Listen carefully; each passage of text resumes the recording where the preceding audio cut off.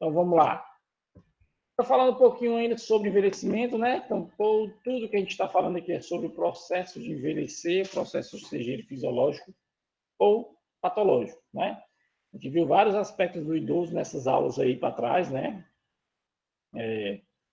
A aula passada a gente viu muita coisa de exercícios terapêuticos com idoso, questão da marcha, o que a gente pode fazer, né? Vocês viram que a gente existe N possibilidades que a gente pode trabalhar com idoso, tá?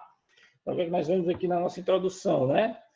Que é inegável e é totalmente claro que a população idosa cresce no Brasil de forma bem avançada, né? E isso reflete o quê? Em complicações do nosso sistema de saúde. Quanto mais idosos, possivelmente mais complicações, mais internamentos, mais custos hospitalares. Isso é regra, né? Nós fomos ver hoje, tipo, hoje eu estava na unidade de Covid Quixadá, então eu posso dizer lá que hoje de idosos tinha, deixa eu ver, tinha uma, duas, três, quatro, cinco, seis. Então, dos 8 pacientes que tinham internados lá, 6 eram idosos, né? Na unidade de Covid. Então, assim, o crescimento populacional dessa população cresceu muito, aumentou muito, na verdade, né?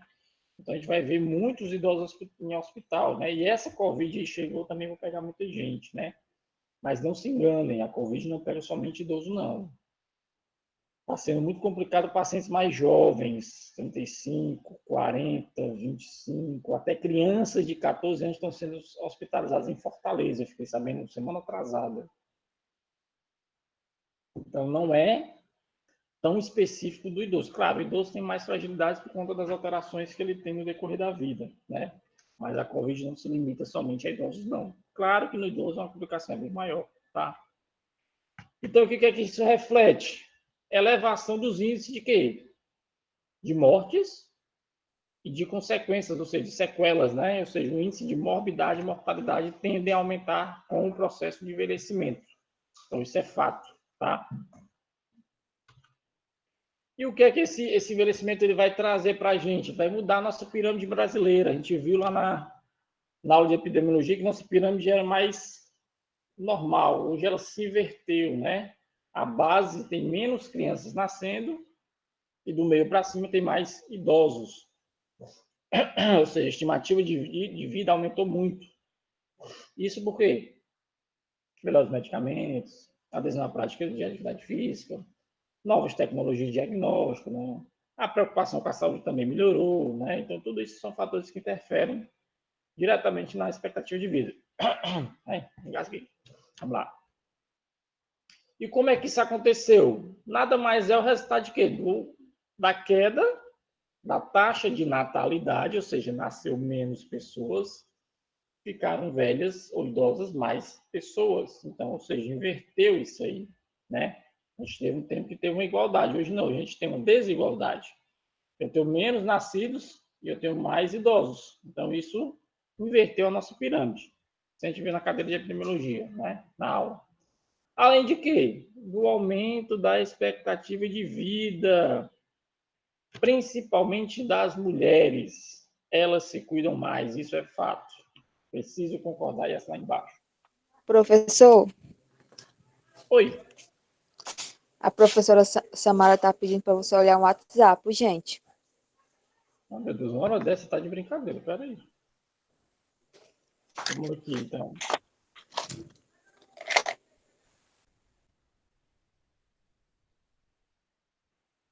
Peraí. Falando aqui com ela aqui, tá? Então, assim, pessoal, nossa expectativa de vida...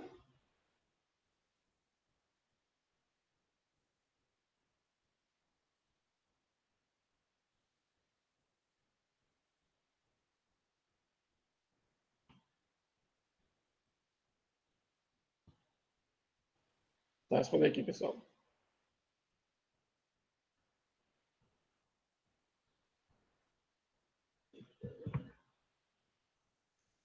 Então, vamos lá. Isso tudo interfere o quê? No aumento da nossa expectativa de vida, decorrente de quê? Menos pessoas nascem, mais pessoas ficam idosas, né? Então, a nossa pirâmide ela vai meio que dar uma invertida, tá?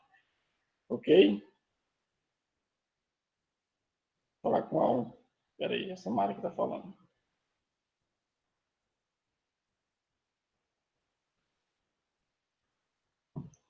Vou mandar aqui essa mensagem aqui.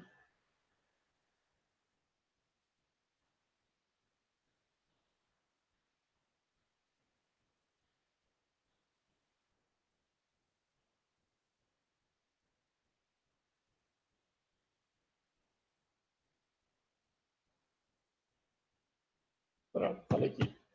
Né? Então, o que a gente observa nessa população que envelhece mais? Uma maior prevalência de quê? De algumas condições. Dentre elas, pessoal, as síndromes geriátricas, dentre elas quem? O Alzheimer, as demências, né? Então, existem vários tipos de demência, tá? Então, dentre elas, o Alzheimer é uma bem prevalente, né? Doenças crônicas não transmissíveis, né? Doenças hematológicas, pulmonares, cardíacas, né? Síndromes geriátricas. O Alzheimer é a mais recorrente, né? Então, a gente fala de idoso, fala logo de quê? De Alzheimer, né? É muito difícil associar, não associar o Alzheimer com uma pessoa idosa, né? Ok? As limitações físicas, isso pode ser decorrente de qualquer sistema afetado pelo idoso, seja osteomioarticular, seja cardiovascular, seja uma condição reumatológica, seja uma condição neurológica, né? Seja uma questão cognitiva, como o próprio Alzheimer. Então, todas essas condições levam a limitações o quê? Físicas, né? Ele fala também o quê? Maior prevalência de perdas cognitivas. Isso é decorrente do próprio envelhecimento, né? Então, quanto mais a gente estimular o lado cognitivo do idoso, mais funcionalidade ele tem também na parte motora, né? Por isso que o trabalho com a terapeuta ocupacional é importante, porque eles focam muito nessa questão cognitiva, tá? Então, eles trabalham muito com isso aí, né? Eles focam muito isso aí, tá? Sintomas depressivos. Então, muitos idosos, tipo, idosos que têm patologia de Parkinson, muitos vêm associados com síndrome depressiva, ou quadro geral depressivo, ou até mesmo a própria depressão, tá? Declínio sensorial, né? Os acidentes, isso seja acidentes domésticos, seja acidentes de trânsito. Claro que os domésticos têm maior prevalência por conta do ambiente. A gente viu na aula passada como é que acontece, né? Quais são as adaptações que a gente pode fazer no ambiente do idoso para que não venha ter um acidente doméstico e uma possível queda, um possível até óbito, tá? E o próprio isolamento social, né? Quem nunca viu aqueles idosos que moram sozinhos? Vocês já viram algum idoso que mora sozinho no bairro de vocês? Acontece muito, né? Então, isso também é muito decorrente em idosos, né? Então, existem vários, isso é um perigo até, né? Então, idoso morando sozinho é um risco. Porque não te quer adoecer, meu Deus, aí quem vai cuidar dele? Então, é uma preocupação que a gente tem que ter, né? Com nossos pais, com nossos tios, com nós mesmos, né? Porque nós vamos envelhecer. Então, isso é uma preocupação constante, ok? Tranquilo até aqui, pessoal? De boa? Só pedir perdão que eu estava resolvendo um problema aqui com a Samara, mas já deu certo, ok? Beleza, então bora. Então, como nós vamos falar hoje sobre fragilidade, né? Ou seja, aquele idoso frágil, né? É uma síndrome bem complexa que a gente vai ver aqui alguns critérios, tá? Então, a gente primeiro precisa saber o que é o termo fragilidade, que foi descrito na primeira vez na década de 80. Que significa o quê?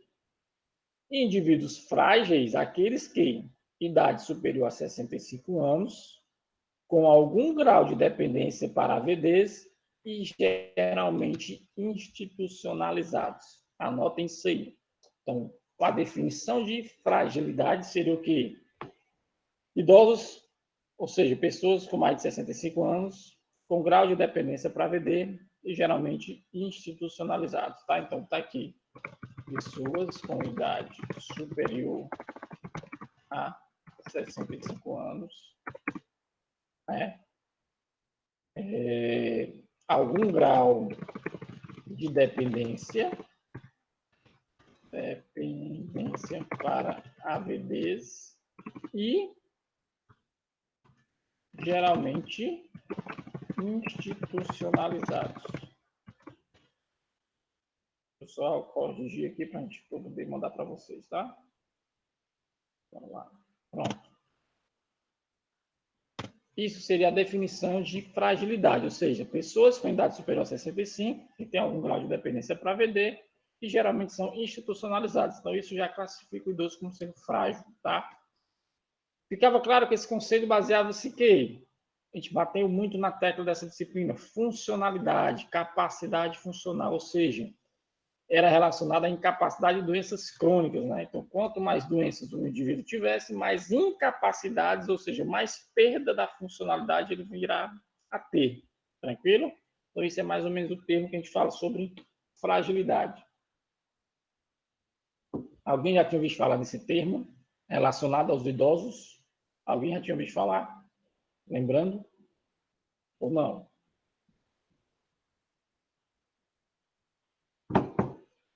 Ok? Beleza.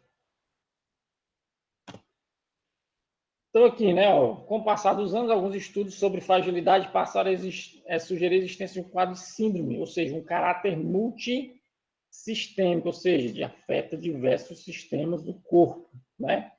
Em que essa redução da capacidade de adaptação do organismo torna o idoso o quê?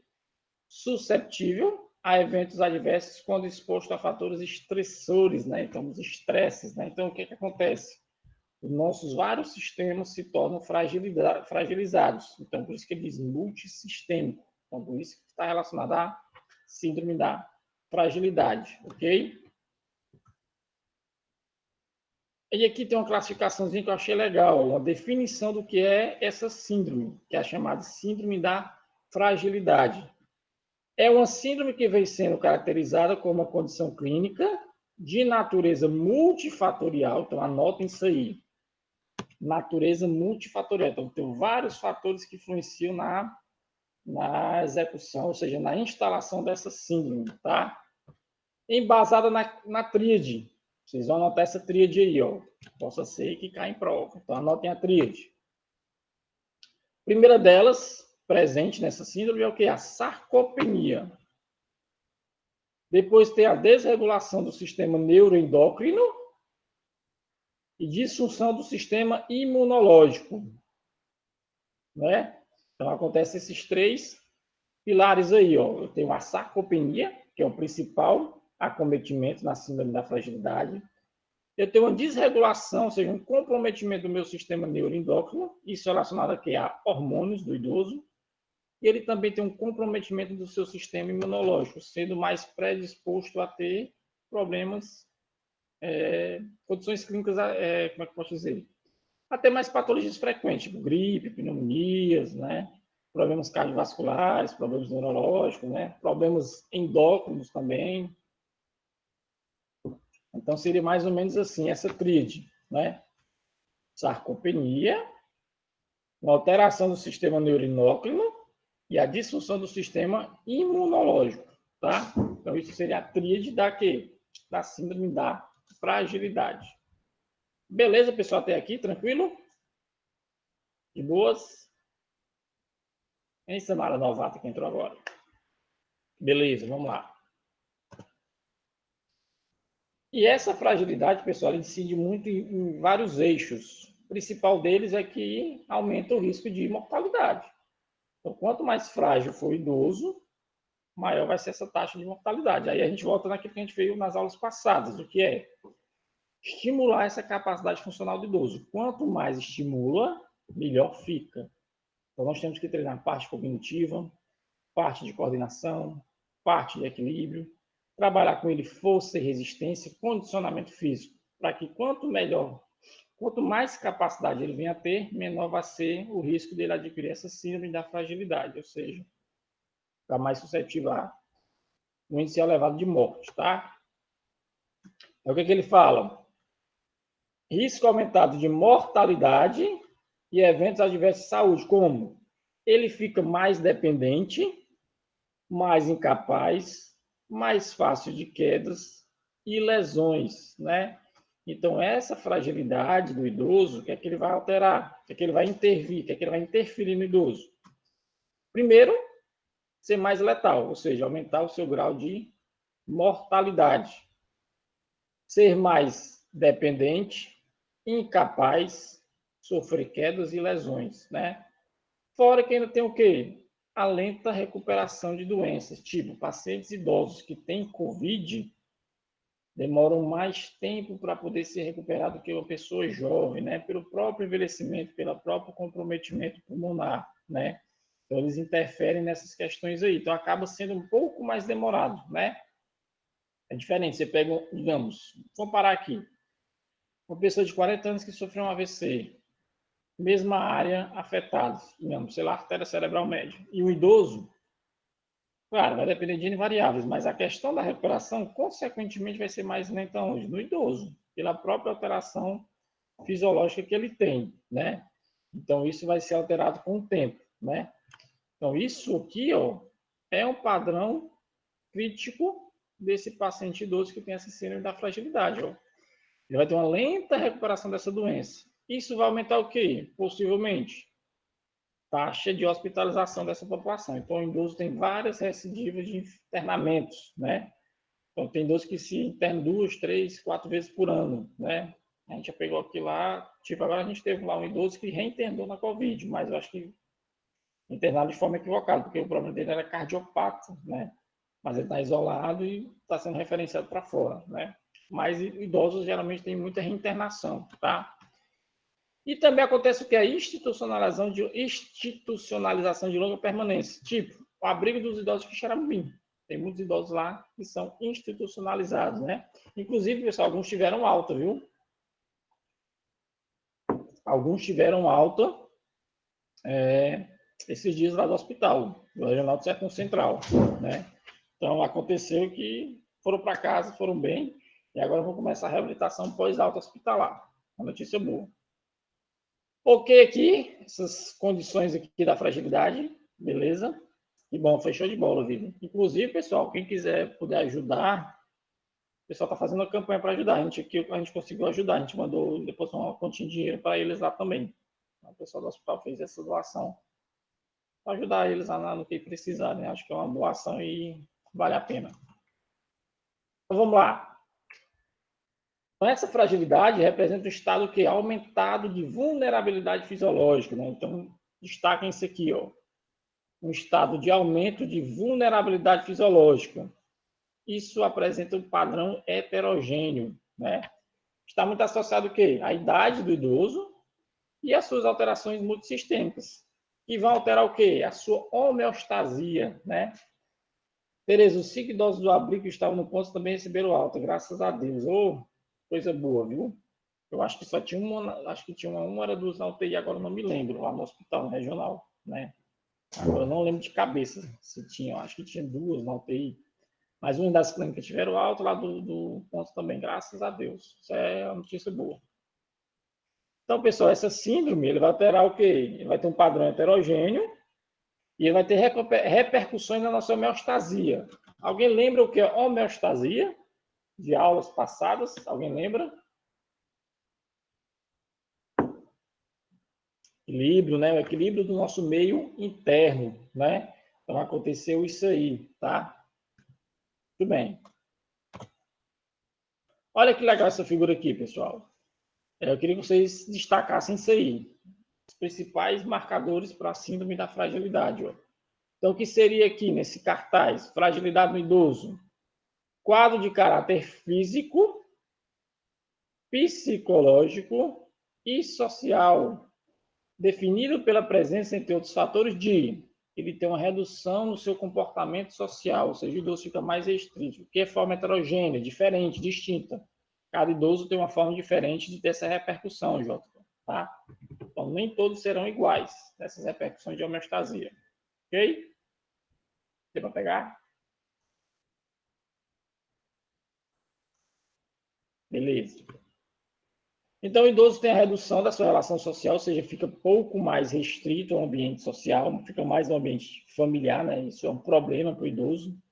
Ele precisa ter esse lado social estimulado também, né? O grande relato de fadiga, né? Então, quem nunca perguntou ao idoso, ei, tio, como é que você está? Ah, eu estou cansado. Ah, eu estou sentindo dor. Ah, eu estou mais ou menos. Eles nunca vão dizer que estão bem, né? É muito difícil. A maioria, alguns dizem, né? Mas, tipo, a minha avó, vó, como é que tá? Tô mole. Aí eu vou lá depois de um mês. Vó, como é que tá? Eu tô mole. Toda vida que eu vou, ela diz a mesma coisa, eu tô mole, né? Então, isso faz um ano que ela diz a mesma coisa, né? Mas acontece com alguns idosos, né? Então, esse relato de fadiga, né, ó, pelo idoso, tá? Queda na força de preensão das mãos, redução da atividade física, ó. Então, eles têm por tendência reduzir a atividade física, baixar a velocidade no caminhar, isso é prático, isso é visível no idoso pela alteração do sistema osteomioarticular, né? Perda de peso não intencional, pelo menos os 4 quilos, claro, isso vai depender do estado nutricional do idoso, vai depender das condições financeiras, das condições nutricionais que ele vem a ter. Isso é bem relativo, essa questão nutricional. Isso a gente precisa ponderar nessa questão aí, tá? Então, aqui, principais: redução das relações sociais, perda de peso intencional, lombar de cinesia própria do idoso, ou seja, aquela marcha mais lenta, né? O limiar de atividades físicas reduzidos, a força de preensão das mãos com o tempo vai ficando mais reduzida, isso é tendência do idoso, porque ele vai perdendo massa muscular. Se eu perco massa, a tendência é eu perder também força muscular. Relato de fadiga pelo idoso, né? Então isso acontece, tá? Então é mais ou menos essas alterações que ocorrem na síndrome da fragilidade. E aqui, pessoal, nós temos algumas características que eu quero que vocês anotem, tá? Então, a fragilidade pode ser observada no idoso quando este preenche, no mínimo, 4 das seguintes características.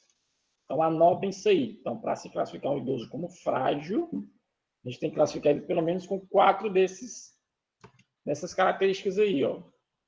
Alguns autores dizem idade igual ou superior a 80, outros 65. Esse autor aqui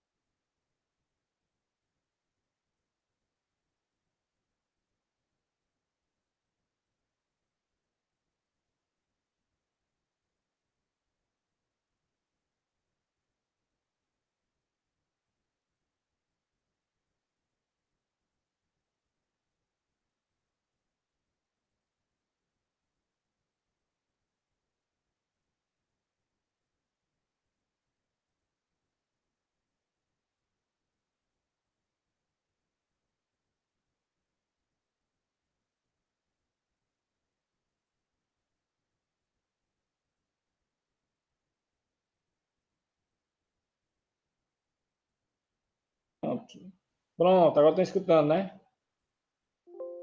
Estava desligado aqui o meu fone.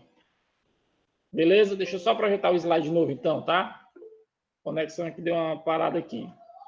Voltou! Aê, papai! Sim, Brasil! Vamos projetar. Beleza. Agora sim. Beleza, Rubem. Vamos voltar aqui, tá?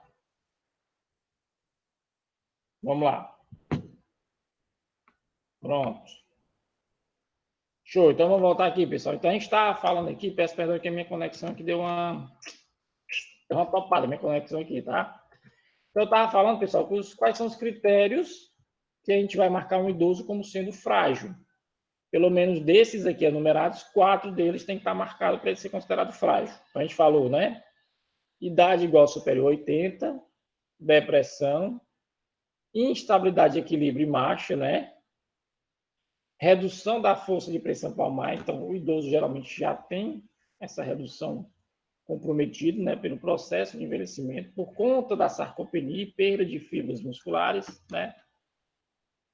Uso de sedativos. Então, tem muitos idosos que usam muitos medicamentos para dormir. Então, isso favorece ao idoso ser mais frágil. E vocês concordam que quanto menos o idoso quanto menos ele seja, como é que eu posso dizer, independente, melhor para ele. Ou, perdão, quanto mais medicamentos sedativos ele usa, mais dependente ele fica, menos mobilidade ele tem. Pronto, assim é o correto, né? Então isso prejudica, isso torna o idoso mais frágil, tá? Então esse uso de medicamentos sedativos é um prejudicial, tá? Redução de força em quem? Ombros e joelhos, né? Déficit de força em membros inferiores, déficit visual. Então, se você for fazer uma marcação e ver que o idoso tem 4 desses itens, pelo menos, ele já é considerado um idoso frágil, tá? Todo mundo está escutando, pessoal? Tranquilo aí? Beleza? Rubens, deu para escutar direitinho agora? Tranquilo? A internet deu uma topada aqui que foi federal. Beleza, então vamos embora, então. Entenderam, pessoal, os critérios aqui para a gente classificar o idoso como frágil? Deu certo? Beleza, então, vamos lá. Olha aqui uma classificaçãozinha legal que eu peguei sobre a classificação do idoso, né?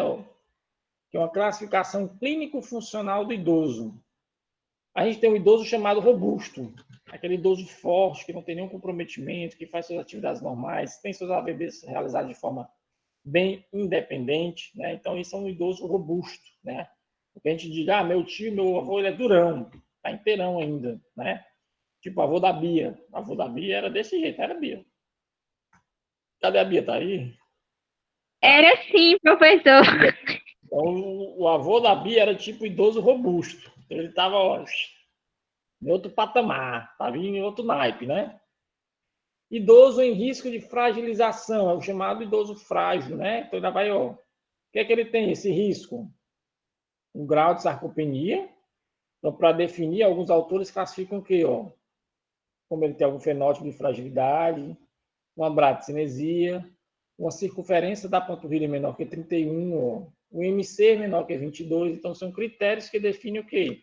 Se esse paciente tem... Aí, namorador, não era Biel? Aí, o homem era desenrolado, menino. Tu é doido? Tu era catuaba, não, Bia? Era desse jeito. Ele tem também risco de fragilização, comorbidades múltiplas, né? Se ele tomar vários medicamentos, se ele tem condições clínicas associadas, internamento recente, né? E ainda tem um risco sociofamiliar, tá? Depois que o idoso tem esses riscos aqui, o próximo estágio é o que? O idoso frágil, né? Olha o que é que ele tem de incapacidades. Aqui já vem o padrão das incapacidades. Ixi, a Bia tá dizendo que era cachaça. Deixa Maria, menino. Segura. Então, quando ele está frágil, tem uma incapacidade cognitiva, postural, imobilidade, continência, incapacidade comunicativa, né? E aqui o idoso frágil, dependência funcional para suas AVDs, porém estável, né, clinicamente, sem apresentar dúvida diagnóstica. Então, tem uma classificação aqui mais diferenciada do idoso frágil. Tem o idoso frágil propriamente dito, ele é estável, mas ele é considerado frágil. Eu tenho um idoso frágil de alta complexidade, ó, aquele que tem dependência, né? Associado a condições de saúde de difícil manejo clínico. Tipo, um senhorzinho que tenha, sei lá, uma disfagia, né? Tenha sei lá, um paciente sondado, talvez, né? Então seria um idoso de alta complexidade, tá? E aqui tem um idoso frágil em fase final de vida, ou seja, ele tem um alto grau de dependência e sobrevida estimada menor que 6 meses. Aqui já seria, pessoal, o estágio de cuidados paliativos do idoso. Aquela fase, quem não sabe o que é cuidados paliativos? É quando a equipe determina a paliação, né? Paliação é quando a gente vai fazer medidas confortáveis até o resto, até o final, ou seja, até o último dia de vida dessa pessoa, né? Isso pode acontecer com idoso, pode acontecer até com pessoas mais jovens, dependendo da doença. Então, paliação não quer dizer morte. Paliação quer dizer conforto. A gente vai promover o que a gente conseguir de melhor conforto para esse paciente. Então, a gente vê até na UTI, às vezes, extubação paliativa. Vocês vão ouvir falar disso aí lá, talvez na UTI, tá? Então, existe isso de extubação paliativa, ok? Então, aqui seria mais ou menos, pessoal, a classificação do idoso. Ó. Eu achei bem legal isso aqui, tá? Ele mostra o nível de fragilidade do idoso. Desde aquele idoso mais robusto até aquele idoso frágil já em final de vida, né? E aqui ele está classificado em frágil, frágil de alta complexidade, frágil em fase final de vida. Ok? Tranquilo isso aí? Beleza? Na rua da beira desenrolado, mas das cachaças. Acaba macho. Beleza, pessoal? Aí? Vamos embora. Senão não termina hoje. Aqui alguns dados sobre epidemiologia, né? A gente tem que falar em patologia, falar sobre epidemiologia, tá? Existem alguns poucos dados sobre essa síndrome, né? Um deles é o quê? Qual seria a resposta? Pela falta de consenso da sua definição. Então, existem N definições. Então, assim, na literatura existem poucas coisas ainda, mas existe muito estudo da fisioterapia relacionada à fragilidade. Mas o consenso sobre o seu real conceito ainda é um pouco vago, tá? E dados do colégio, do estudo de saúde cardiovascular, estima que a população superior a 65 anos, então preste atenção, esse estudo de saúde cardiovascular, ele diz, pessoas acima dos 65 anos, 6,3% têm o fenótipo de fragilidade, ou seja, se eu tenho 10 idosos, né, 6 são frágeis, 6 não. Cada 100, 6 são frágeis, né? Aí, mais ou menos isso aí, tá? Então, a taxa de fragilidade em pessoas superiores a 65 anos é uma taxa de 6,3. Então, 6,3% dos idosos tinham que fenótipo? Fenótipo de fragilidade. Eles classificaram pelo menos aqueles 4 critérios que a gente falou aqui anteriormente, tá? E entre os frágeis, pessoal, ou seja, eles observaram que 68, quase 70% eram mulheres. Então, mulheres, perdoem, mas síndrome da fragilidade afeta mais as mulheres. Cerca de 70%. Teremos como evitar? Teremos. Façam atividade física, comam bem. E houve evidência do aumento de prevalência com o aumentar da idade, ou seja, quanto mais idoso, maior seria esse aumento dessa prevalência, tá? Isso está associado principalmente a quê? Aí isso eu quero que vocês anotem aí. Um baixo nível socioeconômico, um antecedente de doença isquêmica cardíaca, diabetes mellitus, fraturas de quadril incidem drasticamente no risco de fragilidade, porque idosos que fraturam o quadril, geralmente eles ficam muito dependentes. Claro, nem todos, mas cerca de, sei lá, está aqui uns 30%, 40%. Tá? Pacientes com DPOC, com osteoartrite, com AVC ou sequelados de AVC e quadros depressivos. Né? Então, o risco de fragilidade nessa população idosa é maior quando ele tem essas características aqui, esses padrões associados, tá? Então, escrevam isso aí, tá? Então, o aumento no risco de fragilidade se associa-se positivamente a esses itens, ó. Baixo nível socioeconômico, antecedente de doença cardiovascular, diabetes, fratura de quadril, DPOC, osteoartrite, depressão e acidentes vasculares encefálicos, tá? Então, se eu tiver alguma associação, isso aumenta o meu risco de ter um idoso mais frágil, ok? Tranquilo, pessoal, até aqui? Dúvidas?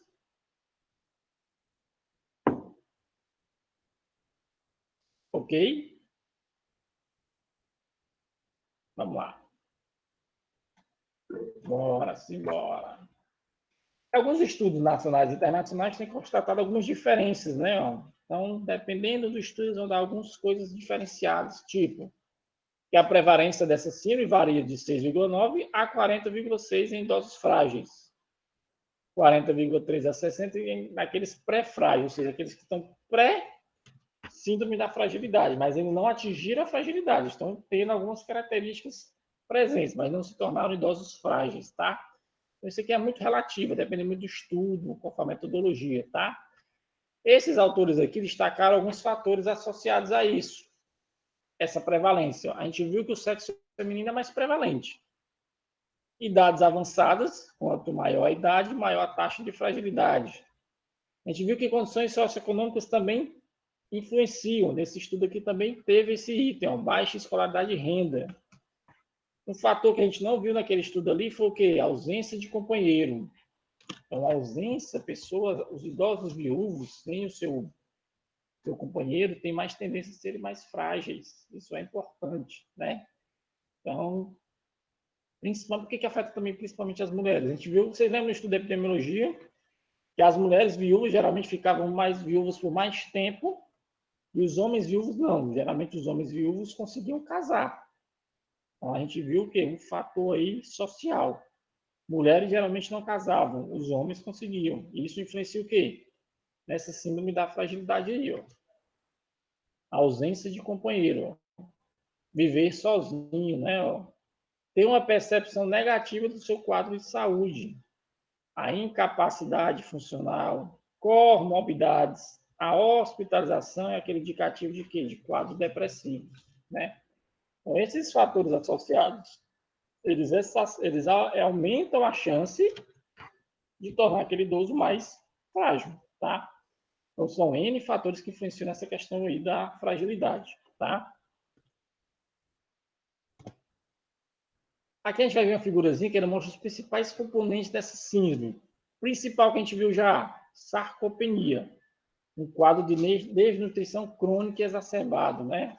Com esse quadro aqui, eu vou ter o quê? A minha redução de massa, consequentemente de força muscular. Tolerância ao exercício, vai ter menos tolerância ao exercício. Isso vai me gerar o quê? Um declínio da capacidade de realizar atividade física e consumir o meu gasto energético, ou seja, aumenta o meu gasto energético. Então, são N principais componentes dessa síndrome. Tudo relacionado ao quê? Ao sistema osteomio articular, né? Então, isso está relacionado ao quê? Nosso sistema muscular, o que faz nos movimentar, né? Então, vamos ver que imagem é essa. Talvez vocês não consigam entender, mas, professor, que diabo é isso aí? Vamos lá. O que é que descreve aqui, ó? Vamos aqui, ó, envelhecimento, alterações musculoesqueléticas, né? Ó. Primeiro que a gente tem o que é a sarcopenia. O que é que essa sarcopenia promove no meu idoso? Menos consumo de oxigênio. A sarcopenia influencia em menor capacidade, força e capacidade. Sarcopenia influencia em menor taxa de metabolismo, né? E eu tenho um equilíbrio negativo de energia, ou seja, eu tenho menos fonte de energia para poder gastar com exercício, né? Então, isso são fatores da sarcopenia. Ó. Aí o idoso não tem anorexia fisiológica, ou seja, perda de peso ponderal, você vai me dar o quê? Uma subnutrição. O gasto energético vai estar reduzido, menos atividade. Ó. Olha o padrão de marcha. Também está reduzido. Se eu tenho menos marcha, eu tenho capacidade, esse idoso fica mais dependente. Né? Olha aqui esse traçado. Então, sarcopenia gera o quê? Menos força e capacidade, menos equilíbrio. Se eu tenho déficit de equilíbrio, o que vai ocasionar no meu idoso?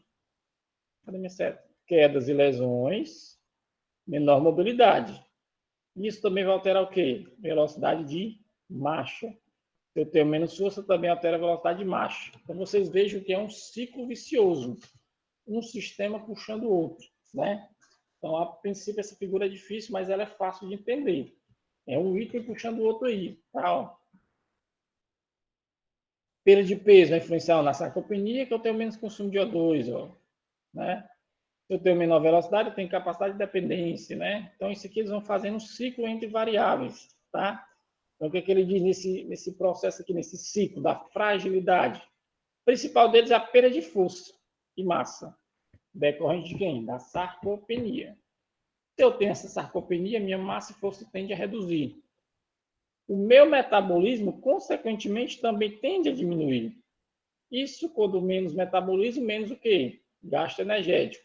Se eu gasto menos energia, a minha mobilidade é mais reduzida. Isso é lógica.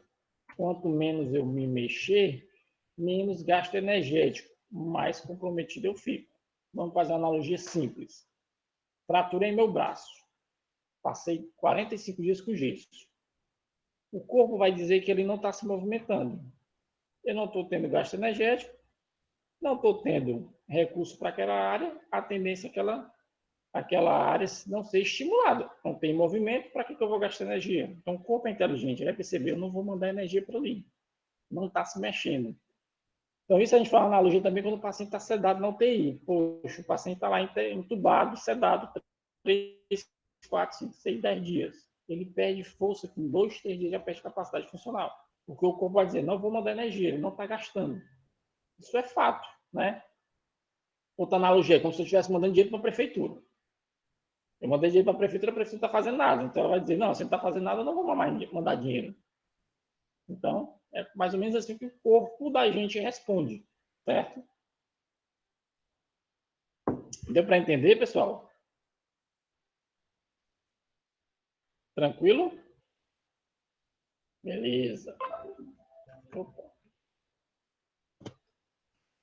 E continuando aqui, né, fatores que a gente vê na síndrome da fragilidade, ó. Quando eu perco massa muscular, ó, o meu grau de sarcopenia está associado à síndrome da fragilidade. Que consequências eu vou ter com esse paciente idoso, né?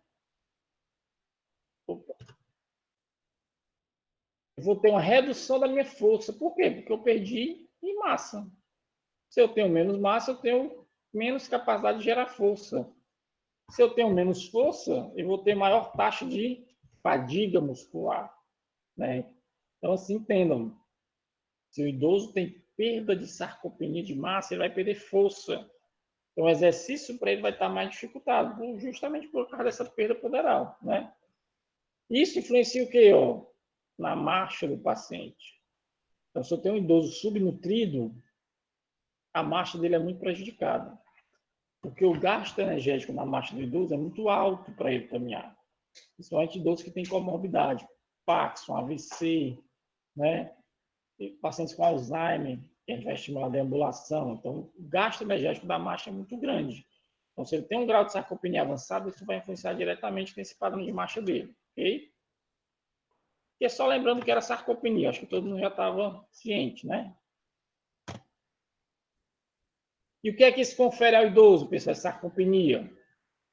Principal, risco de queda. Por que ela aumenta o risco de queda, vocês acham? Por que a sarcopenia aumenta o risco de queda? Agora eu pergunto para vocês agora. Vamos lá. Quem arrisca?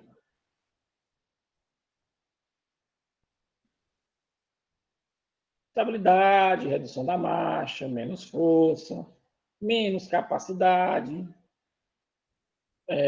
maior taxa de fadiga. Então, tudo isso influencia, porque deixa o idoso mais fraquinho. Exatamente isso. A própria sarcopenia. Isso gera incapacidade, né? Maior dependência, mais risco de dependência, mais risco para hospitalização recorrente e, consequentemente, aumenta suas chances de mortalidade. Né? Então, cuidado com a sarcopenia do idoso, que é definida nada mais, nada menos do que perda de massa e força muscular. Né? E a gente já viu várias aulas que perdem mais que tipo de fibra, tipo 2, ó, e elas são substituídas por tecido adiposo fibrótico. Se eu tenho menos fibra muscular, eu tenho menos síntese proteica. Consequentemente, eu vou ter menos massa muscular. Então, por isso que influencia diretamente nessa questão aí. Ó. O que é que ele fala? Ó? Tem sido associada a atrofia de fibras musculares rápidas, substituição por tecido adiposo e fibrótico, redução de síntese proteica, ocasionando o quê? Redução da força e eficiência muscular, né? Então, isso acontece frequentemente, isso aí, tá? Deixa eu voltar aqui, peraí.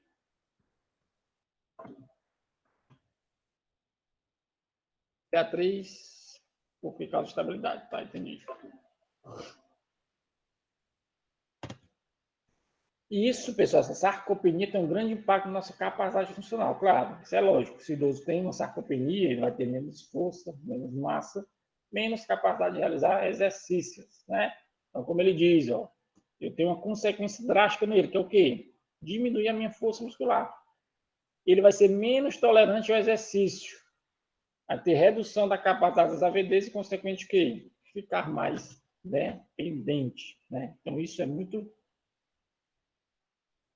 visível no paciente idoso por conta dessa sarcopenia, tá?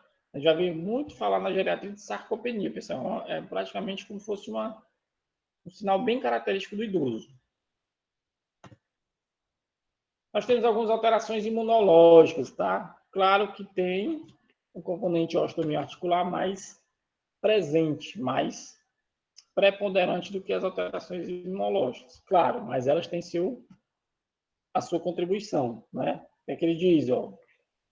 O envelhecimento tem sido associado a aumento crônico de principalmente marcadores inflamatórios. Interleucina 6 é um, né? Então, existem várias, a própria histamina, né? São marcadores inflamatórios que acometem o idoso, né?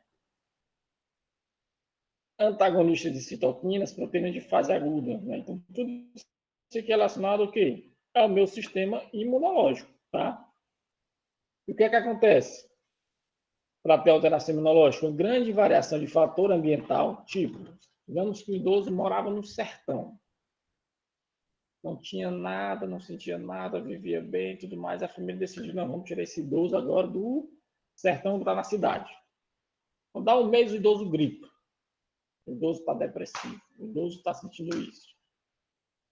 Só o fato de eu mudar o ambiente dele já é um fator negativo, né? Já influencia ele, já tira a sua rotina diária que ele tinha, né? Então, muito cuidado quando vocês forem fazer isso aí, essa rotina brusca, né? Claro, vai ter momentos que a gente não vai ter como impedir, mas muita cautela nesse momento aí, né? Então, pessoas que eram do sertão, que agora vivem na cidade, é uma rotina um pouquinho diferente, tá? O tabagismo, né? O grau de infecções, os obesos, né? Fatores genéticos, declínio funcional, a própria fragilidade em si, ela já predispõe até alterações imunológicas, né? Função de hormônios, que principalmente para quem? Para as mulheres, né? Então, as alterações hormonais acometem, claro, mais exacerbadamente as mulheres por conta da própria fisiologia da mulher, tá? Esse aqui é algumas alterações que acontecem no sistema imunológico dos idosos. Alterações neuroendócrinas, o que é que acontece? Os hormônios, testosterona, estrogênio, hormônio luteinizante, são reduzidos em capacidade, né? Existem muitos idosos que vão procurar serviços de saúde especializados nessa questão da saúde do sistema, como é que posso dizer, uroginecológico, né? Existem muitos homens e mulheres que vão procurar serviço de ajuda depois que chegam a determinada idade. Isso acontece muito, né? Por quê? Porque eles têm uma queda natural dos hormônios, que não tinham, né? Então, com o envelhecimento, isso acontece muito, a queda de hormônios. Tanto que tem várias mulheres que fazem o quê? Quando chegam aos 60, 70, reposição hormonal. E essa reposição hormonal associada à atividade física disseram que aumenta em 3 a 5% a taxa de massa muscular. A gente viu isso aí, se eu não me engano, na terceira ou quarta aula. A gente fala dessas questões aí também, eu acho. E esse fator associado ocorre juntamente com o quê? Aumenta o nível de cortisol. Pessoal, cortisol é o chamado hormônio do estresse. É o famoso cortisol. A pessoa diz, você está liberando muito cortisol, está muito estressado, né? Então, no idoso acontece isso aí também, tá? Esse fator associadamente de quê? Do cortisol.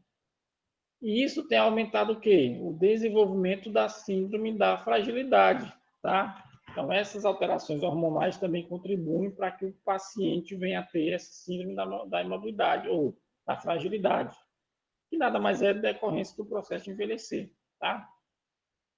Tranquilo, pessoal, até aqui? De boas? Ok? Dúvidas?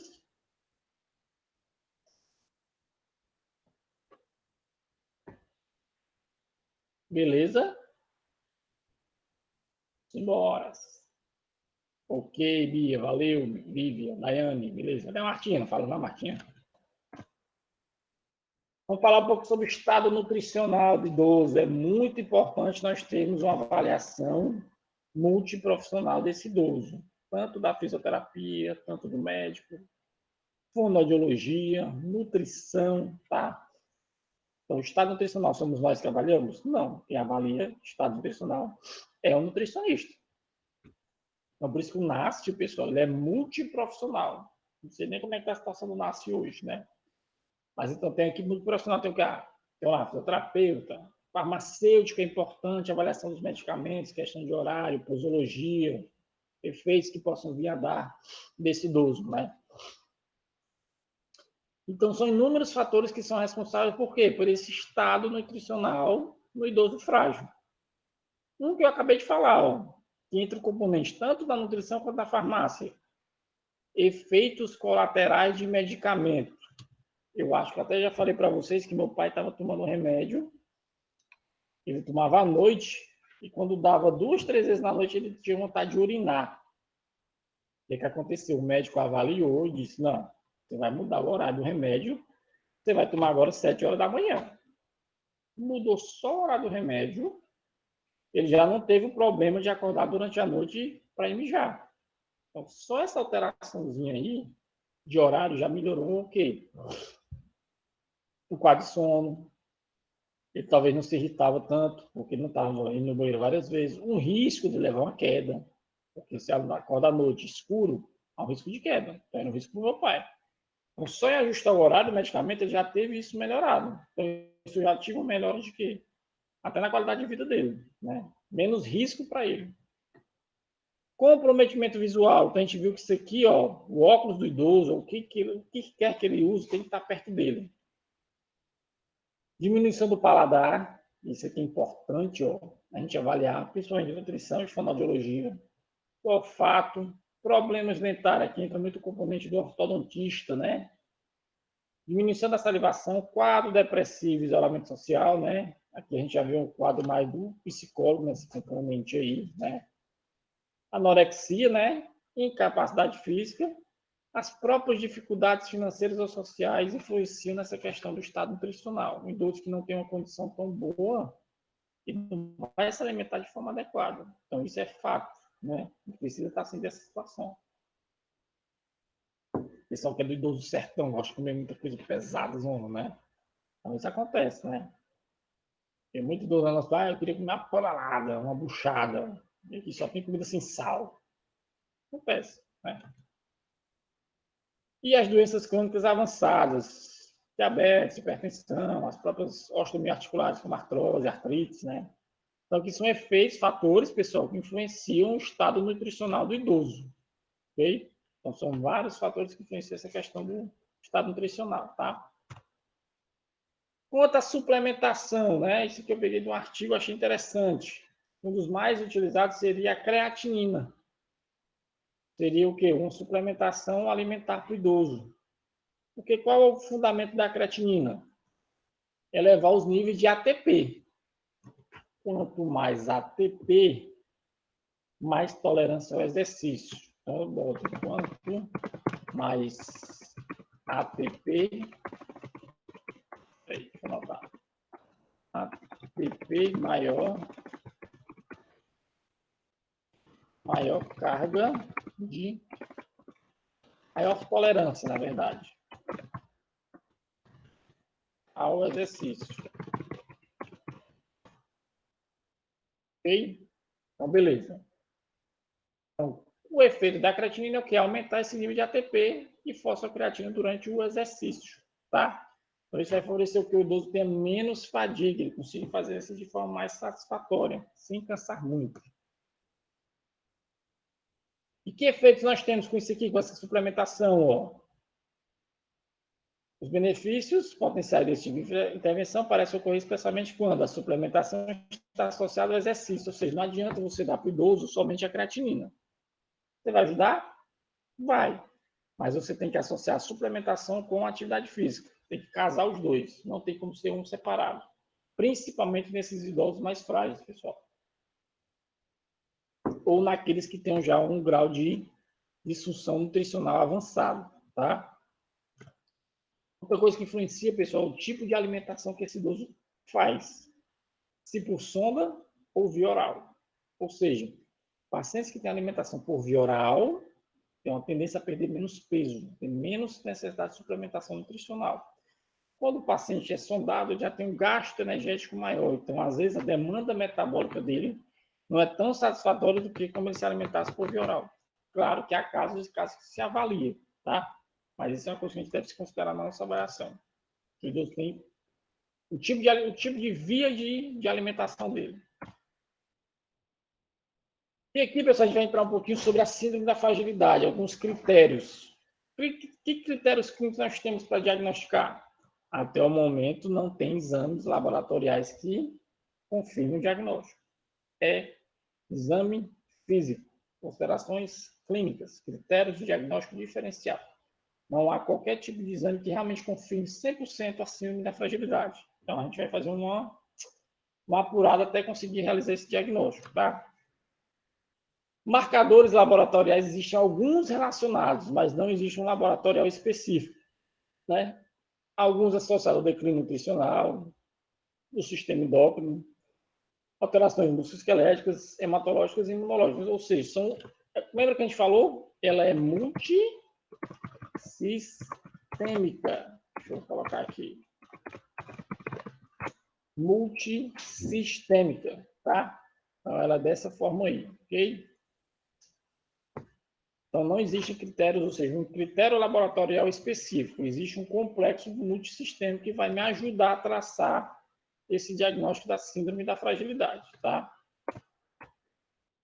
Que critérios clínicos nós teríamos? Nós vimos que critérios laboratoriais não temos, mas que critérios físicos nós teríamos? Considera-se frágil aquele que tem 3 ou mais características discutidas anteriormente. Pré-frágil é aquele que tem o quê? 1 ou 2. Aí lembra o que a gente falou no começo. Aquele autor que eu peguei, ele disse que pelo menos 4 daqueles definem se meu idoso é frágil. Esse aqui, ele já define o quê? 3 ou mais. E que manifestações nós podemos ver aqui que caracterizam a síndrome da fragilidade? Isso eu quero que vocês anotem também, viu? Que está em vermelho. A perda de peso não intencional. Cuidado para não confundir perda de peso não intencional com pacientes que têm TB que perdem o quê? Peso ponderal. É diferente. O paciente de TB geralmente tem perda de apetite, tem que ter uma perda ponderal de peso. Síndrome da fragilidade, não. Já é ponto da própria patologia, tá? Fraqueza muscular é uma manifestação clínica. Por que esse idoso tem fraqueza muscular, pessoal? Por que ele tem essa fraqueza muscular? Seria um sinal clínico. Eu já falei. Por que ele tem essa fraqueza muscular? Qual seria o fator associado? Por causa da sarcopenia, exatamente. Se ele tem sarcopenia, eu tenho menos o quê? Massa, eu tenho menos força. Eu vou ter, consequentemente, o quê? Fraqueza muscular. Ok, é exatamente isso aí, Bia. Ele vai ter o quê? Muita fadiga, sensação de exaustão, anorexia, a inatividade física e o principal, uma das principais, as alterações ou perturbações de marcha e equilíbrio. Então, são manifestações clínicas presentes nesse paciente com síndrome da fragilidade, tá? Então, isso é importante observar. Como é feito o diagnóstico diferencial, pessoal? Ele é feito descartando-se doenças consultivas, terminais, e na possibilidade de identificação de componentes suficientes, ou seja, faz parte de doenças do diagnóstico diferencial. Existem várias. Então, ela é bem complexa quanto a essa questão. Até que se chegue ao seu diagnóstico final, isso é bem complexo, tá? Porque, ó, o que faz parte do diagnóstico diferencial? Eu diferenciar aquela síndrome de determinada síndrome. Se o paciente tem doença maligna, ela entra como diagnóstico diferencial. Se ele tem alteração psiquiátrica, especificamente a depressão, gastrointestinais, é muito difícil realmente dar o diagnóstico. Ela se confunde com vários sistemas que a gente viu, que ela é muito sistêmica, né? Ó. As endócrinas, principalmente o hipertiroidismo, cardiovasculares, alcoolismo, desordem nutricional respiratória, as neurológicas, infecções crônicas, doenças renais, a queda do tecido conjuntivo e efeito colateral dos medicamentos. Então, fazem parte do diagnóstico diferencial. Aquilo que eu vou excluindo até eu conseguir encaixar para a síndrome da fragilidade. É bem complexa a questão do diagnóstico, tá? Mas os critérios lá a gente consegue definir melhor, mais rápido. Ok?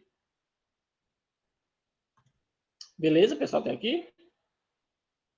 Estão calados, estão mudos. Tá chovendo, né? Samara, você está viva, Samara? Tudo bem, presta atenção. Isso aí, beleza. Então vamos embora. E vamos entrar na parte da fisioterapia. O que é que a gente pode intervir quando esse paciente tem uma síndrome da fragilidade, né?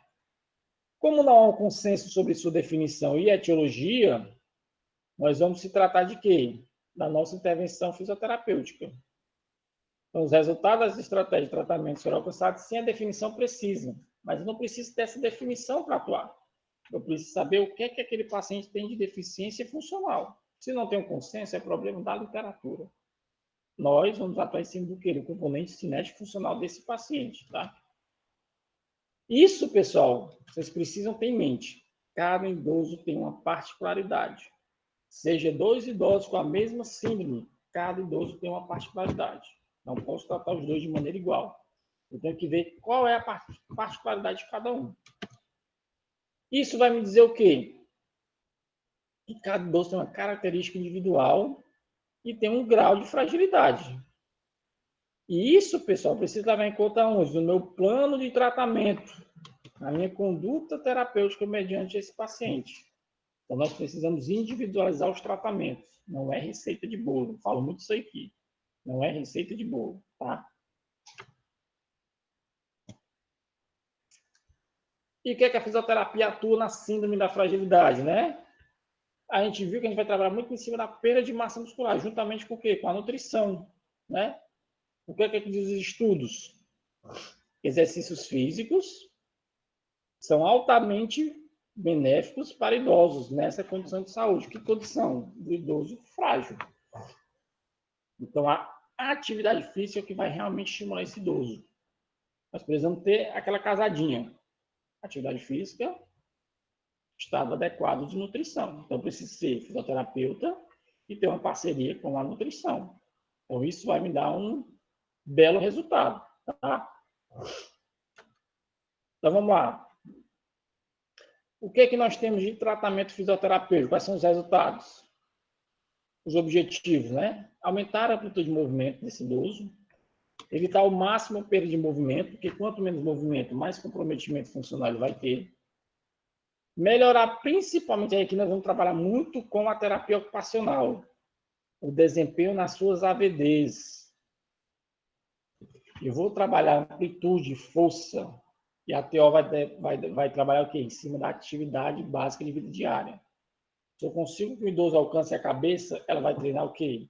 Ele penteia o cabelo, ele escova os dentes, ele abotoa um sutiã, que ele veste uma blusa, né?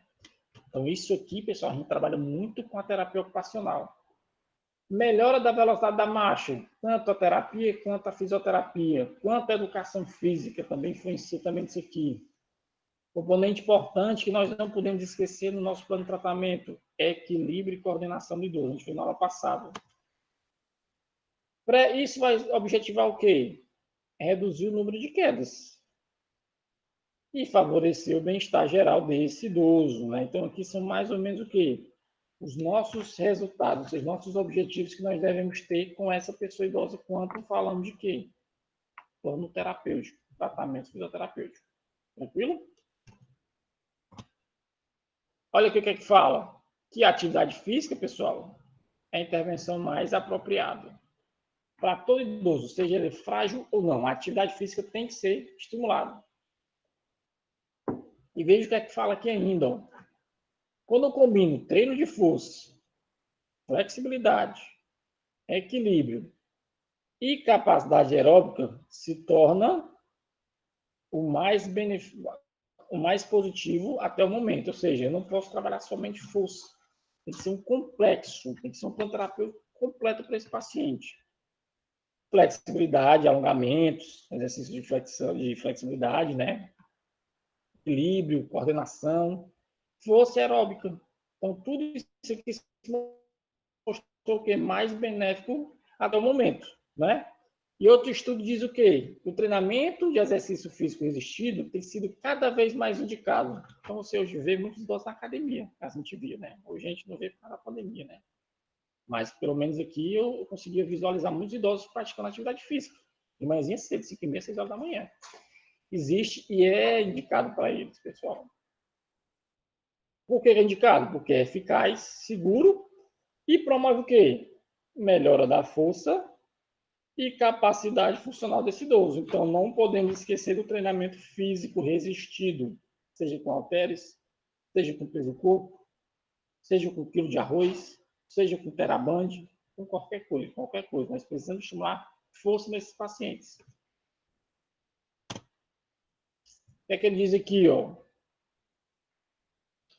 Em idosos, muito idosos, média de 87 anos, institucionalizados, que realizaram treino de resistência associado à suplementação, aqui foi um estudo que eu peguei, tá? Eles fizeram o quê? Pegaram vários idosos e fizeram um treino de resistência com suplementação. Em 10 semanas, cerca de quê? 2 meses e meio. O que é que eles observaram? Aumento de força muscular, melhora da marcha, velocidade e atividade física espontânea. E a longo prazo, o que é que eles observaram nesse estudo? Que esses idosos tiveram um menor número de quedas, aumento da mobilidade e independência. Então, vejam, eu não posso esquecer o estado nutricional do idoso. Então, o idoso precisa ter um acompanhamento, claro, se tiver condições para isso, por um nutricionista. Eu não posso somente estimular a carga nele se eu não tenho um componente de reserva. Eu não posso estimular uma carga se eu não tenho uma reserva. Para reserva ATP. Então, para me ter ATP, eu tenho que ter uma suplementação para poder aguentar determinado exercício. Tá? Então, isso a gente precisa avaliar aí. Ó. Ele viu que o quê? Esse treino de resistência com a suplementação melhorou o quê? Tanto o padrão cinético funcional quanto o quê? Menos quedas eles tiveram. Ficaram mais independentes. Isso, claro, a longo prazo. Mas foi um efeito, um objetivo bem legal para eles aqui. Ó. Foi favorável para eles. Esse outro aqui diz o quê? Ó? Alguns estudos afirmam que o treinamento de força deve ser realizado pelo menos 2 vezes por semana, com intervalo de 48 horas de repouso. Para quê? Para recuperar a musculatura, que é diferente da musculatura de um jovem. O jovem geralmente faz exercício todo dia. O idoso tem que estar um intervalo maior. Para quê?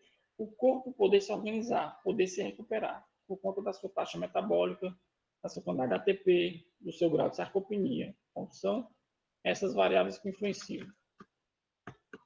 Vamos aqui. O que é que ele diz ainda? Ó? Então, pelo menos 2 vezes por semana, esse estudo recomenda, né? E de 8 a 10 exercícios com 8 a 12 repetições por cada conjunto. Claro, isso aí vai depender muito do grau de mobilidade do idoso, mas a média de 8 a 10 é a frequência de 8 a 12 repetições, tá? Claro que não é receita de bolo. Sobre equilíbrio e marcha, né? Ó, alguns estudos dizem que o quê? Quando eu treino capacidade aeróbica, ele se torna efetivo para quê? Para reduzir taxa de queda, né? E também modificar fator de risco. Porque eu ganho força, ganho mobilidade, velocidade e equilíbrio. Então, treino de equilíbrio não pode faltar no seu plano de tratamento. Você não pode treinar só força, força, força. Equilíbrio, coordenação, propriocepção, atividades funcionais, atividades cognitivas. Você precisa fazer isso aí com o idoso. Tá? Então, você pode fazer várias coisas com essa população idosa. Tranquilo? Vamos lá. E o que é que diz alguns estudos também, ó? Aqui diz que alguns estudos têm mostrado aumento das habilidades funcionais quando o treinamento de força é combinado com outros tipos de treinamento, tipo capacidade aeróbica, flexibilidade, equilíbrio, propriocepção, né? Coordenação, né? Então, isso aqui já foi batido em outros slides, né? Ó. Quando eu treino força com outros tipos de treinamento, eu tenho N benefícios. Equilíbrio, ele fala o quê? Ó? Treinamento da capacidade aeróbica e equilíbrio tem se mostrado mais eficiente para aumentar o controle do equilíbrio e velocidade de marcha, ou seja, ajuda o quê? Prevenir queda no idoso. Então, se eu faço treino de força, aeróbico, flexibilidade, isso vai favorecer a quê? Para que esse idoso tenha menos quedas, tá? E vários estudos falam isso aqui, pessoal, essa associação de exercício. Eu não posso bater somente na tecla, não, tenho que variar esse arsenal. E o que é que nós temos de importante, né?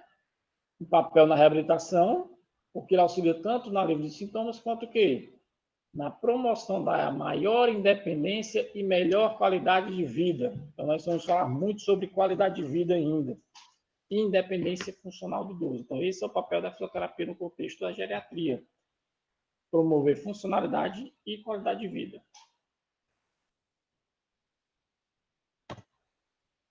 Aí aqui, pessoal, eu trouxe alguns artigos para a gente discutir sobre o que é que fala a literatura sobre fisioterapia e fragilidade do idoso, né? O que ele diz aqui, ó. Vou voltar aqui. Esse artigo aqui foi feito em 2009, né? É um artigo de revisão. Então, ele pegou vários estudos e revisou o quê? O que é que a fisioterapia fazia nessa síndrome da fragilidade, né? Então, ele buscou o quê? Artigos na base do Medline, Cielo, Lilex, do PEDRO, do Pedro, né? E eles fizeram uma pesquisa. Então, se vocês buscarem na internet, vai dar muitos artigos de revisão sobre isso aí, tá? Então, quem estiver pensando em TCC, é um temazinho bem estudado aí da literatura, mas muita coisa de revisão. Então, se estão pensando em TCC, não pensem em fazer revisão de literatura para esse tema, já tem muita coisa, né? Não recomendo. Esse estudo aqui de 2009, ó, Assunção e Dias. Aí aqui eles foram o quê? Ó? Eles selecionaram, pessoal, 34 trabalhos. E 11 foram escolhidos para participar. Ou seja, da metodologia deles, eles pegaram 34. Fizeram escritura de inclusão, eles pegaram o quê? 11 artigos. Então, os 11 artigos foram o quê? A amostra do estudo desses caras aqui, ó, desse pessoal. Esse primeiro aqui foi de 98. Eu separei três tipos aqui, ó. Chandler, em 98, o que ele teve como objetivo? Verificar se o ganho de força muscular está associado à melhora da performance funcional e incapacidade de idosos frágeis. Ele pegou 100 idosos, a idade média de 77 anos. Ó. Como é que ele classificou? Onde eles eram incapazes de descer escadas sem auxílio de membro superior. Qual foi a intervenção? Intervenção domiciliar com reforço, exercício 3 vezes por semana durante 10 semanas. E o grupo controle não fez nada. As mesmas atividades que tinha. O que foi que ele viu como resultado? O ganho de força apresentou um impacto significativo na mobilidade. Houve melhora da performance da marcha e na prevenção de quedas. Já na medida de incapacidade de equilíbrio e resistência não houve diferença, mas ele percebeu que o grupo de intervenção teve melhora na mobilidade, na força, na marcha e, consequentemente, menos quedas eles tiveram. Né? O que é que eles concluíram? Que esses resultados sugerem que o reforço muscular está associado à melhora da mobilidade, como subir e descer escadas, sentar numa cadeira, levantar e fazer transferências. É um estudozinho bem legal de 1998, né?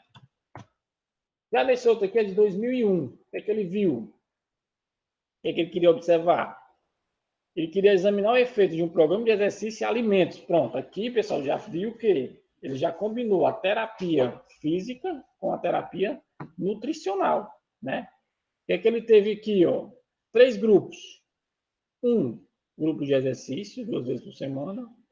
O outro, só suplementação nutricional.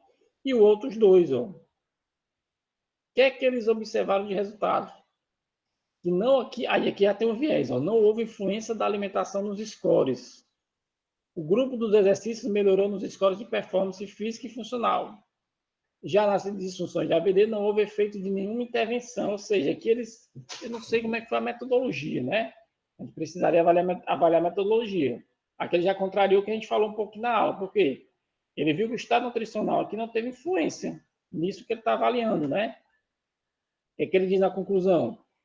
Que os exercícios foram mais eficazes, ó. E ele ainda diz aqui, a intervenção nutricional se mostrou ineficaz para melhorar a performance, né? Então, nesse estudo aqui, ó, a questão nutricional já não deu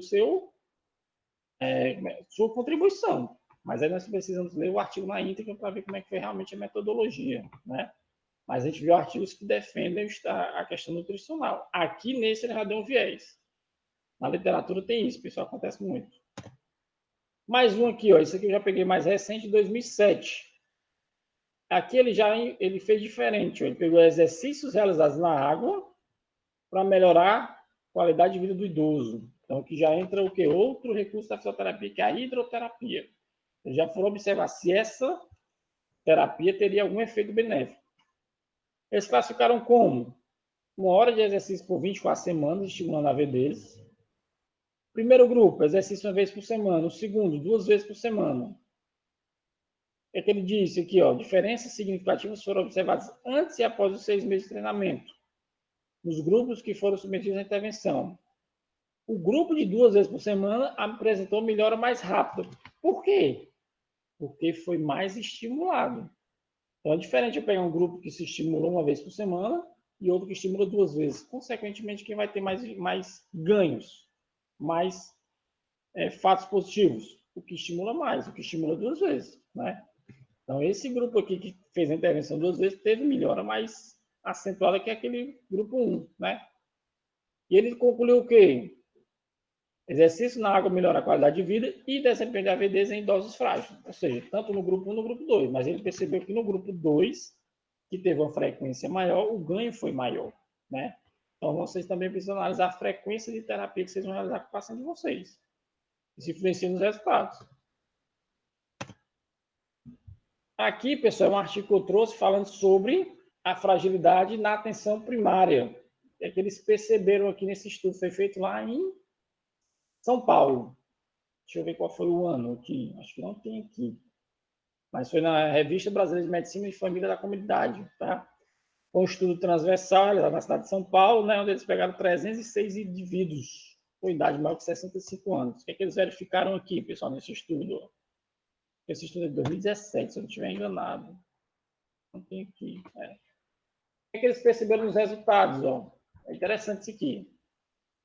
306 idosos foram compostos da parte da amostra, faixa etária acima de 65, média 72 anos. Qual foi a prevalência do sexo? Mulheres, né? Ó. Em relação à comorbidade, quem foi a mais prevalente das doenças crônicas? Hipertensão arterial, em 70% dos idosos, né? Seguida pela diabetes. Depois, olha aqui a depressão. A depressão foi a terceira maior causa de comorbidade nessa população. Então, muitos idosos sofrem de depressão. Vocês não têm ideia disso. Depois vem doença cardiovascular e reumatismo, né? Ó. Então, a principal foi a hipertensão como doença crônica. Osteoporose foi apontado por 57 pacientes. Câncer, 36, doença pulmonar, 35, AVC, 18. Apenas alguns com trombose, né? Então, aqui foi mais ou menos o perfil que eles traçaram dos pacientes idosos. Ó. Em relação aos critérios para fragilidade, o que é que eles observaram aqui? Nessa tabela diz, ó, caracterização da causística segundo a presença de critério de fragilidade, 306. 60 apresentaram diminuição de força da pressão palmar, que era um critério que a gente viu para dizer se o idoso é frágil ou não. Com notável diferença entre os gêneros, sendo que 30% eram em mulheres e apenas 2% em homens. Ou seja, a pressão era mais acentuada em quem? Nas mulheres. Em marcha, qual foi o que foi mais acentuado? Também foi nas mulheres. Prática de atividade física, nas mulheres. Praticavam mais do que os homens. Perda de peso, as mulheres tiveram mais perda de peso do que os homens. Fadiga, as mulheres tinham maior taxa de fadiga do que os homens, né? As mulheres ganharam em quê aqui? Na prática de atividade física, né? Em relação à diminuição da velocidade, esteve presente que em 86% dos pacientes, ou seja, um padrão característico do idoso frágil é a diminuição da velocidade da marcha. Cerca de 86% tiveram esse item aí assinalado. Olha a fadiga, 28%, perda de peso 21% e baixo nível de atividade física 19,6%, né? Ó. Também legalzinho esse estudo que eles fizeram na atenção básica para classificar os idosos frágeis, né? O que é que eles determinaram da amostra?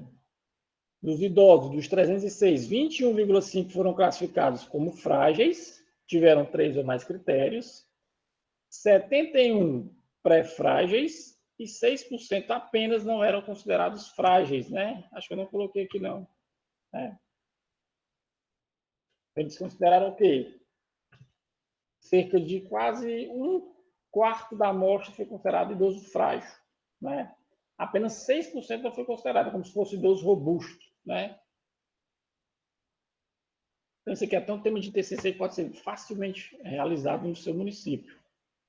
Tipo, avaliar a presença de idosos frágeis no bairro do município de Madalena. É um artigo, é um TCC. Bem fácil de fazer isso aí. E aqui, o que eles perceberam, né, ainda, ó, na discussão, né? Maior contingência de mulheres, né, ó. Ele diz o quê? Que a maior contingência de mulheres se dá por uma situação. Qual?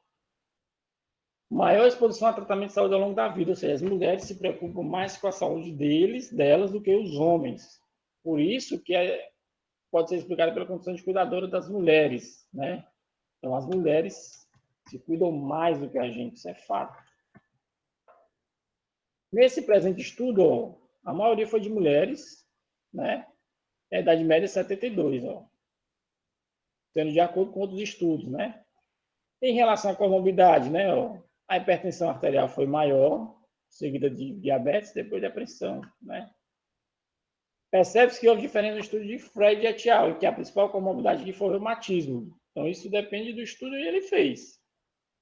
Na região desses pesquisadores, que foi que teve maior influência? Hipertensão arterial. Ah, pessoal, isso aqui é legal falar. Falando sobre metodologia, isso aqui é discussão.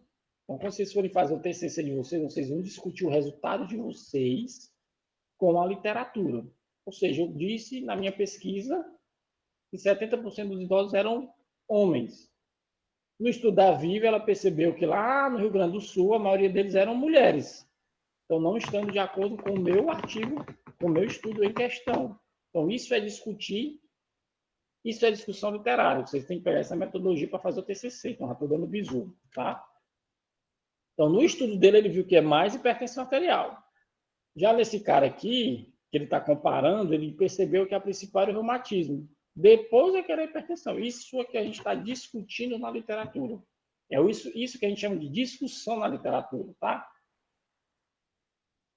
Vocês viram muito a questão da metodologia, né? Vocês tiveram cadeira meio conturbada, né? Então, isso é que a gente vai começar a ver sobre essa questão aí, né? Concluindo aqui, pessoal, que a fragilidade é uma síndrome decorrente de quê? Problemas biológicos, psicológicos, cognitivos e sociais. E ao longo da vida pode ser identificado de forma precoce. E quanto mais rápido eu intervenho de forma precoce, melhores serão os resultados para esse idoso frágil. Tá? Entretanto, apesar de não existir um tratamento específico, eu preciso de uma avaliação multidisciplinar para retardar o quê? O declínio e prevenir a fragilidade. Com isso, eu reduzo as taxas de hospitalização, eu diminuo as taxas de óbito, eu melhoro a qualidade de vida, eu favoreço a capacidade funcional do idoso. Então, assim, apesar de não ter um tratamento específico, nós precisamos de uma equipe multidisciplinar para atuar com esse idoso frágil. Tá? Pessoal, tranquilo? terminamos aqui a aula de hoje. Foi de boa aula. Deu para entender um pouquinho o que é a síndrome da fragilidade. Se alguém nunca tinha visto falar, afeta essa população idosa. Então, existem coisas que nós podemos fazer para prevenir. Como não tem um consenso, não tem como critérios laboratoriais, nós vamos o quê? Pelo exame físico, pelo diagnóstico diferencial, tá? Hoje não tem atividade para vocês, eu dei uma folga para vocês, então não tem atividade hoje, tá? Próxima semana a gente vai ver outro cenário de patologias relacionadas ao idoso, ok? Tranquilo? Queria agradecer a presença de vocês, tá? Peço desculpas pela conexão, que deu uma... A brisa levou uma topada aqui, que tal foi tudo, que foi mal. Não foi culpa minha, tá? Mas aí deu certo voltar e a gente conseguiu concluir a aula de hoje, beleza? Pessoal, boa noite. Uma boa noite, até a próxima semana, se Deus quiser. Baixem a aula que está no Classroom, ok? Tranquilo? Até mais, pessoal. Forte abraço. Valeu!